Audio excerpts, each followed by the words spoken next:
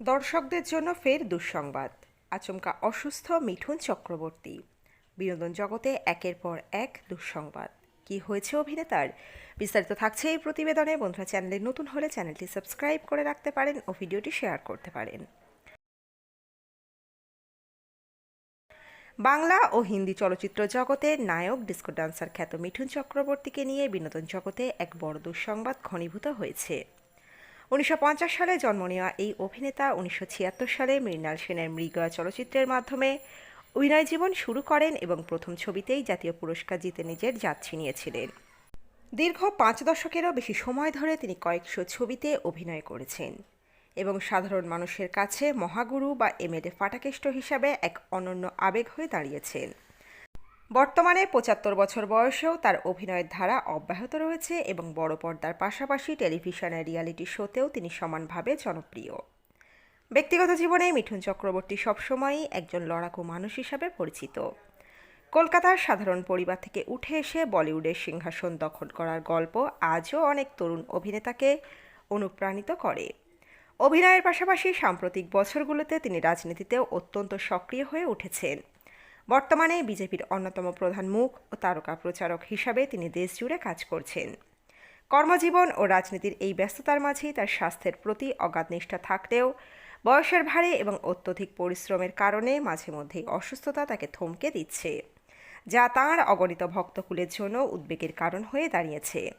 গত 16 April cinema জগৎ ও রাজনৈতিক মহলে এক গভীর উদ্বেগের সৃষ্টি হয়, যখন খবর আসে যে বহরমপুরে এক নির্বাচনী প্রচারে গিয়ে মিঠুন চক্রবর্তী গুরুতর অসুস্থ হয়ে পড়েছেন।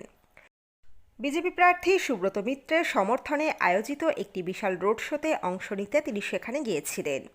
বর্ণাঢ্য এই মিছিলে হাজার হাজার মানুষের ভিড় উপচে পড়ছিল, কিন্তু রোড শো চলাকালীনই হঠাৎ করে তিনি শারীরিক অস্বস্তি বোধ করতে শুরু করেন। তীব্র গরম এবং জনসমুদ্রের চাপের কারণেই তিনি অসুস্থ হয়ে পড়েন বলে প্রাথমিকভাবে জানা গিয়েছে। পরিস্থিতির গুরুত্ব বুঝে তড়িঘড়ি মিছিল থামিয়ে তাকে বিশ্রামের জন্য নিরাপদ স্থানে সরিয়ে নিয়ে যাওয়া হয়। এই দুঃসংবাদ দাবানলের মতো ছড়িয়ে পড়তেই বিনোদন ও রাজনৈতিক মহলে শোরগোল পড়ে যায়। অভিনেতার অসুস্থতা নিয়ে বিজেপি সূত্রের পক্ষ থেকে জানানো হয়েছে যে অতিরিক্ত গরমের কারণে তাঁর শরীরের উপর অত্যাধিক ধকল গিয়েছিল।